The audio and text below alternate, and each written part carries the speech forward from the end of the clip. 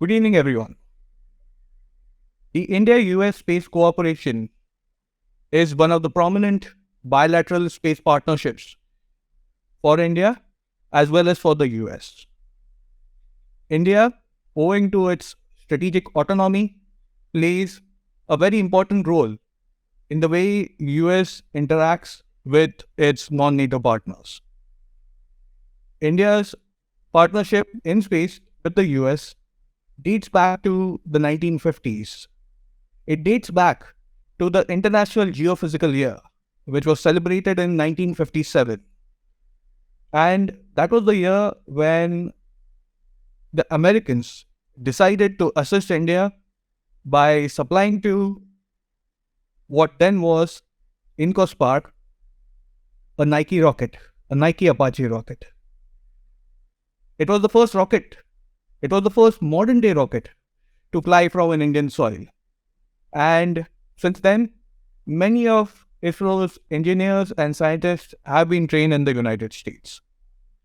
So you have that period, and you have now where the India-US space partnerships has graduated, has matured tremendously. We now together cooperate on the civilian side, we cooperate on the military side of things, and we together venture out into the interplanetary space to explore the planets, be it Mars, be it Moon. Today, we have with us Kriti Upadhyaya. Kriti is the founding director of IndUS Tech Council. The IndUS Tech Council is a very important platform which at present is engaged in forging partnerships between the civilian, the commercial, and the military partnerships between the two sides. What's more important is that after the Indian space reforms, many of the Indian startups, many of the Indian private sector players are wanting to explore newer opportunities. And in this episode of Orbital Rendezvous, Kriti will explain and she'll open her mind to tell us what's on the minds of Indian and American space policymakers and how do they look at each other in the coming months and in the coming years. So, welcome, Kriti. Thank you, Chaitanya. Great to be here. Kriti, you are based in Washington, and Washington always, we've been just speaking about it. It always sees a flurry of activities, and recently, the Indian National Security Advisor and a large contingent, which also included Chairman ISRO, who's also the Secretary of Department of Space. So a large contingent of space players from India had visited the US. So there is a great curiosity about how is the current Biden administration looking at India as a space partner? And according to you, how does the White House rank the following in terms of priority when it comes to India-US space cooperation? So is development number one, is economy number one, or is security? That's an interesting question, Chaitanya, and lots bundled in there. I think when we look at the trajectory of U.S. India ties, definitely been an upward trajectory. Like you were mentioning, we've come a long way since the U.S. first helped India in its modern rocket launch to today. There are a lot of areas that we're collaborating on. You mentioned iCET, which I think is almost reminds me of some of the initiatives that were taken 15 to 20 years back that really propelled the relationship forward. So I know a lot of people are like, okay, as I said, one of those other alphabet groupings that's out there. But me personally, I really have some great expectations from iCET. And we do see that as something that's NSA driven, that, hopefully it'll help cut across a lot of the red tape. So like I was saying, the US-India relationship, if we just quantify it, it's come a long way from literally $0 in bilateral defense trade to today, more than 20 billion pipeline. I include space within defense because, as you know, this is a dual-use area, an area where, defense and space is pretty much the same. There's the same regulatory pressures, the same amount of hesitancies or opportunities on both sides.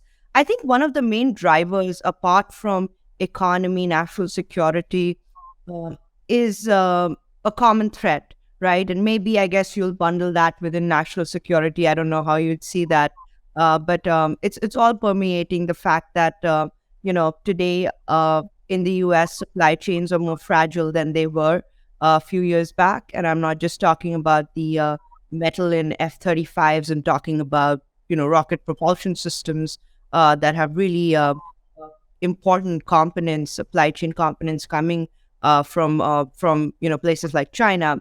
You have the CJ-130 that has really critical supply chains coming from China, and all of these things studies are available online. I think that supply chain fragility, coupled with the fact that there is a rising cost in a lot of these strategic areas. Today, it's much more expensive and harder to make the same component or platform that it was, say 10 years back. And I'm not just accounting for inflation. And also a sort of a dearth of high, really high skill talent. You see all of these three things coming together in the US. You see, things like, say, not even talking about now, go back to 4, 5, national defense strategies pretty much laid out that today, if US wants to maintain its technological and military edge, it needs to collaborate not just with traditional allies, but also partners like India who have that technological base, that talent, and can also be, trusted partners. End of the day, India does use Western platforms. It's an open enough economy and a polity. So I think the common thread is definitely these common challenges and the fact that geopolitics and the environment around us is really pushing U.S. and India together. In terms of prioritization, well, White House has its own priorities list, and I don't know where India figures in there, but I do feel it, I do see it. I talk to my friends on the Indian side, on the U.S. side. This is a very, very important relationship for America as it is for India.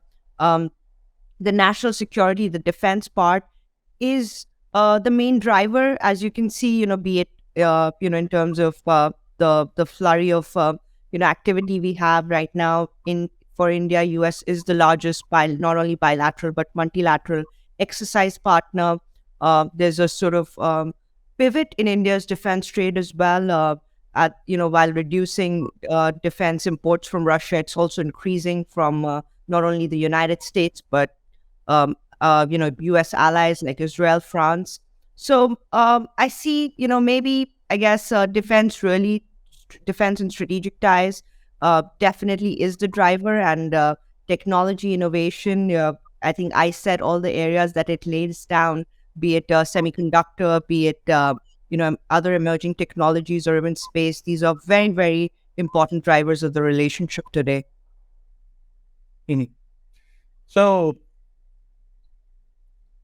who calls the shots when it comes to the space partnership with India? Is it the State Department or is it the DoD?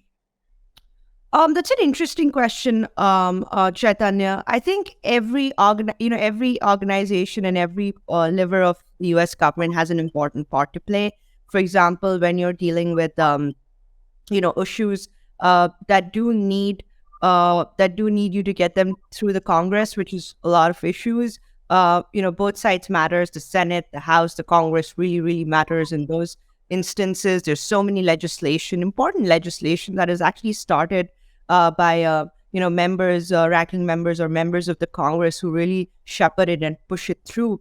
Some very strategically important to India. I don't know if you saw recently, folks putting together this legislation about recognizing Arunachal Pradesh as an important part of India. Some of the stuff related to the bipartisan support on CATSA came from the Congress. But then again, you also see the important role that the White House plays, because the NSC is part of the White House. There are a lot of things on which the president can potentially veto, right? I know we've sort of put CATSA on the back burner for good reason. Now, nothing much has happened there, which is great. But even if you look at the CATSA waiver, it pretty much called for for a report or sort of waiver from the president. So I think the president and the NSC have a really important role to play. And if anything, I see from the NSC this great buy-in for the relationship. Let's not forget some of these structures that were created a few years back that have been so important. I mean, which other country do they have these sort of structures, like the India Rapid Reaction Cell, which is sort of this thing within the NSC, within the Pentagon, that's supposed to, make sure whenever there's like there's any sort of dead end or delays in certain legislation, it can take it through. I mean, structures like that. If that is not an example of the great relationship that the U.S. and India have, I don't know what is. And the great buy-in right from the top, from the president's office, from the White House, from the NSC into this relationship. For defense and space matters, of course, DoD matters. Of course, state matters. DoD and state are very, very crucial. When we're talking about a lot of these, and sometimes even commerce, right? So when we're talking about any sort of defense and space trade, space is a highly regulated sector. When we're talking about rockets, when we're talking about rocket systems, anything related to space, even human or human resources related to space, is highly regulated. And when you're talking about certain dual use trade, it's probably going to the Commerce Department for an approval or a license. Similarly, when you're looking at something that's more heavily regulated like ITAR, there's definitely going to be somebody, either from one of the other agencies, DoD or state, looking at it. So individuals matter. Each organization has its own important role to play. I think state has done a great job of taking the relationship forward, be it people to people ties, higher education ties. Commerce is doing a great job within its limitations to get the commercial relationship going. I know there hasn't been much momentum on the commercial relationship, but we just had the visit of Minister Goyal and his counterparts. They met, so at least there's great engagement. The CEO forum and everything; those are great areas of engagement. DoD has always been a great champion of the relationship, but definitely I'd say White House, NSC. Wouldn't say it calls the shots, but is one of the more significant players in the relationship. Thanks for that excellent answer. That clarifies a lot of questions that have been arising since the NAC's visit to Washington. You just mentioned about Minister Goyal's visit, and you mentioned about the commercial partnerships that are still unexplored, untapped. They haven't risen to the potential. So from your Washingtonian vantage, how do you see the global geoeconomic turbulence which the world is currently affected with? Will it affect the commercial space sector? Will there be attrition of the availability of private equity, especially for Indian space startups? They've been looking at US is one of the major sources. We don't look at China for space partnership, which is another big pool of equity money. And is there any scope for Indian private entities, be it MSMEs, be it startups, to work towards joint IP generation with US-based entities? So we are not only looking at manufacturing, but generating a joint IP that we could sustain and enjoy for a long time. Yeah, I think those are three important points you touch in there, Chaitanya.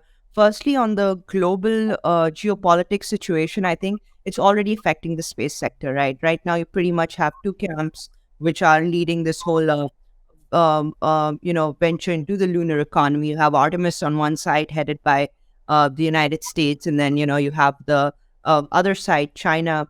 The name escapes me right now, and their grouping that is sort of trying to explore the lunar economy. And you know this much better than I do, Chaitanya, how crucial in the next 20 to 30 years the lunar economy is going to be. India with its Chandrayaan series has a certain agenda in play, but I am still not sure or convinced whether they are really exploring the lunar economy, or it's just about really just exploring the surface of the moon and seeing what's there, which again is very, very important. As you know, India is the country, and Chandrayaan, which really did detect the ice crystals in the lower side of the moon, which again is very crucial, right? If you're talking about a lunar economy, if you're talking about minerals and resources from the moon, that having some water to process that is very, very crucial. But again, I don't know where India really stands in terms of having a big idea policy of lunar economy. And I won't preempt anything. I think I'll wait and see what the upcoming space policy, and I think there's also talks of a space law in India, would say on that. But 100%, I see that the whole geopolitics, the whole, you know, various competing forces in the world. There's West and the US on one side, like-minded partners. I think Indo-Pacific to be part of that as well, and then the competing idea from the likes of China, that's already permeated a lot of domains, and space is no different. Coming to the funding winter, I think we're definitely hearing a lot about that, be it in US, be it in India, globally, all over. I think this whole push that a lot of these startups, defense and strategic startups, space startups in India got, um, that was also trickling a lot from the great VC boom, private equity boom, and the funding boom at large within the United States in Silicon Valley. Um, and although there is a lag in both that, funding a flood, and now that sort of, funding winter as people are anticipating, I think I also see this as an opportunity, and I know I'm trying to give this a spin, something that won't go very down well with people who are actually, dealing with this. But I think it's also a time that really good startups can really shine through.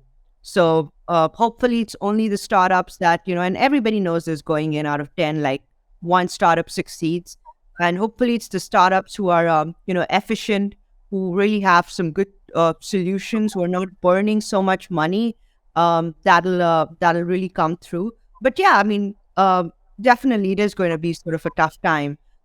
There's no ignoring that fact. It's going to be a tough time for startups. It's going to be a tough time for mid-sized companies. I think everybody knows that they have to reserve as much cash as possible. And I think we're going back to those, you know, to a time not long back when cash flow really was king, and make you the way to really get what you were go where you were going was not to burn as much cash. And then finally, what you were also talking about, I forget what was the third point that you touched on. The third point was the joint IP ownership. Is it possible between entities from both the sides? Yeah, definitely. I mean, just in the recent, some of the recent uh, activities that have happened, I think, if anything, and especially in today's time frame where we are talking about this funding winter, I think they give me a lot of encouragement and hope. Pixel, like less than 2 years, startup based in Bangalore. I come from Bangalore, so always great seeing Bangalore startups being highlighted. They won a NASA contract, and I know NASA and ISRO are much more open than working with the DoD or what. Um, but I think all of these things are very, very encouraging. That the fact that when NASA was thinking about certain solutions, it went to you know an Indian company, Pixel, and then a US company, or a Black Sky. So, and then you see, I was just having a chat with GE's Vivek Lal last week, and we were talking about these three startups that we have collaborated with, and really in the situation, these are AI and semiconductor startups, um, small companies, mid-sized companies, startups in India doing some very, very innovative work, and actually some of the IP really flowing from India to the United States. Joint development of IP. Um, I see that in today's trend, where a lot of the technological innovations are happening from the commercial sector. So this is something that the DoD calls the inverted flow of technology, right? Earlier it was the DARPAs, it was the um, it was the DoD, it was military organizations that were leading this technological revolution, that were leading the most cutting edge innovations within the market. Today, it's small startups, right? Be it in India, be it in US, be it in any part of the world, Latin America, Europe. It's these agile, innovative, young startups that are coming up with some really, really important solutions, not only for the commercial sector, but for the military sector. So I think that creates a sense of even space and a lot of opportunities. And I definitely see that trajectory of joint IP. Again, I don't want to create a very rosy picture. There are issues on both ends, and we definitely need to button those down. And that's why we have, these dialogues. That's why we have places like iCET to really button down these issues. So on the U.S. side, two major roadblocks that often folks run into, and I know Chaitanya at this point, if you've read my readings or heard me talk, you're probably like, okay, she's going to talk about IDAR, DFARS, and all that. But I can't help it. These issues keep coming up, right? These are the two main issues that do keep coming up. Um, IDAR, even if I want to talk to somebody on something that's like sensitive IDAR control, I can't even talk to them, right? If you're not a U.S. citizen, if you know you're not IDAR compliant, and this really thoughts innovation, because a lot of innovation is just people coming together, talking about their ideas, and seeing how they can take it from there. But IDAR makes it's not just the IDAR process, which I think is very important, because we do see there has been a lot of technology theft from the US, and that's something that affects all of us, even Indians. But I think there is a need for a more predictable and transparent ITAR licensing process. Today, a lot of space cooperation cannot even happen, right? Unless it's happening through, say, ISRO or NASA involved in it, because on the commercial side, it's so heavily regulated. I mean, I always say, go back to that, clip of Elon Musk saying that he would love to hire people um, in SpaceX from India, but he can't because of ITAR. And I think that encapsulates it, right? So there's so much we talk about. We have NULSA right now, and we're like, yeah, we're going to do so much together. And then when it actually comes to doing things, you have issues like this that really thwart. I mean, even with the GE engines right now, it's the licensing process, right? So licensing process, great. Regulation is great. But some predictability, and I think some exemptions and relaxations for friends is something that a lot of folks would want to see. Similarly with DFARS right now, if the US market is elusive, how are we really going to tap into it, right? So if there's anything that we want to supply to the DoD as a component or whatever, we really can't because of DFARS. And I think, including India as one of those countries in DFARS is going to be so critical. It's going to be so important, not just for India startups to have a market, but also for the US, because they're getting cost efficient systems or components from India. And I think it'll only take the relationship to a next level. Similarly, in India, when we talk about IP generation, there is still a lot of hesitancy from partners because of, contract enforceability is still a problem, right? So I can, and a lot of folks run into this, that, you go do joint IP or something, if your local partner completely, there's always that threat, right? There's always that fear. What if your local partner, sort of takes that away, and then you're just sitting there fighting a case for 10, 15 years that goes nowhere.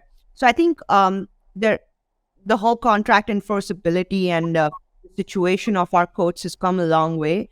But I think more safety nets for IP, better IP regulations, fast track, relief for IP cases are all things, and just generally the whole business environment, which is getting much, much better. I think all of these things play a role in seeing how much of these joint IP and joint innovation can happen. But to your answer, I know that I gave a very long-winded answer. I think definitely see it, definitely a lot of hope for it, and we're definitely heading towards that trajectory. You touched upon Artemis and you touched upon DEFARS as well as ITAR in a big way. You are perhaps one of the very few people who talk openly on DEFARS and ITAR in India right now. So not many speak about it in open. And that becomes a bone of contention for the next question that I'm raising. Since the announcement of Artemis Accords, there has been a flurry of questions going around in Delhi, in Bengaluru, in Mumbai. Why is India not signing Artemis? So perhaps there are geopolitical reasons to it. And on the other side, there have been questions that why is India not joining the International Lunar Research Station, the Sino-Russian project? Now, that is a geoeconomic, question. So, of the two, we are not signing up. We are not applying to any of these two bodies or these two conglomerates or multilaterals. We are trying to stay autonomous. We are trying to be as far as away from any controversy. But when it comes to Indian startups, they are more than willing to partner with the Western bloc. This is what we have been seeing around. Perhaps because they are more exposed to the Western markets and to the Western academic and scientific systems than they are to the Chinese systems. So my question over here is it ITAR and DEFAS that is preventing our startups to be part of Artemis or Artemis-like missions? And will iCET try to iron these issues out? I look. I think India joining Artemis or the Sino-Chinese, lunar mission. Sorry, it just keeps escaping my name. It's a rather long name. Is again, and this is again just a sort of hunch, is exemplary of India's strategic autonomy, which it has always pursued as a sort of foreign policy in various domains, right? Be it traditional geopolitics. Now you see it play out in the space sector. I think that India has, like I touched upon it a little bit, has its own vision of a lunar economy. I don't agree that India does not have a vision of the lunar economy the way that others often say that, India doesn't have its own vision of lunar economy, needs to choose between one of the two.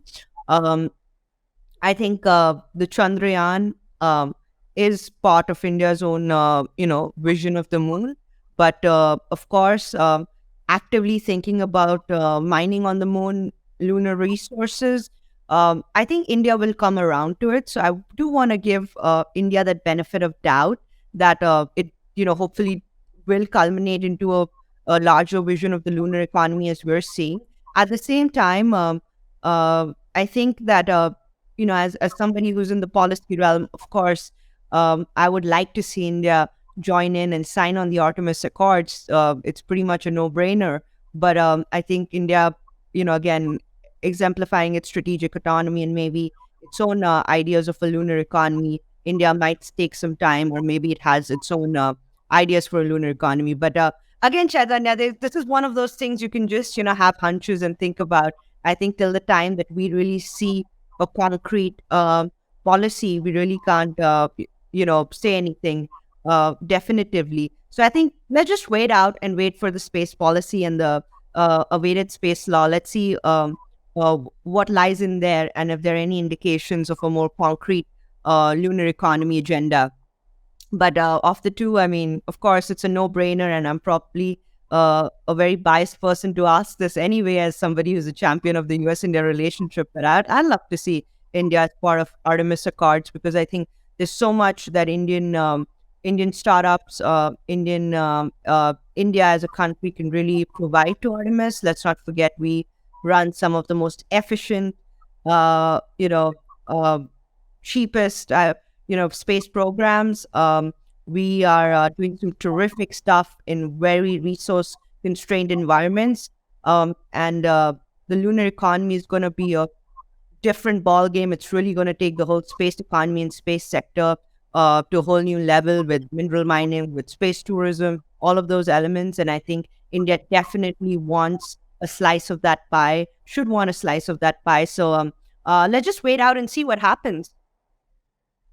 So on that optimistic note, thank you, Kriti. You brought the most latest insights on the India-US space partnership. And I'm pretty sure that in the coming months and years, you will be in charge of, be the flag bearer of this relationship in Washington. So thank you very much for joining us. And to our viewers, we'd like you to visit our website, which is www.interstellar.news, and like, share, and subscribe us on other social media handles. We are active on Twitter, we are active on LinkedIn, and do follow us to watch more such videos, which bring to you all the nitty-gritties of the global space activities, but from an Indian vantage point. Until then, bye-bye.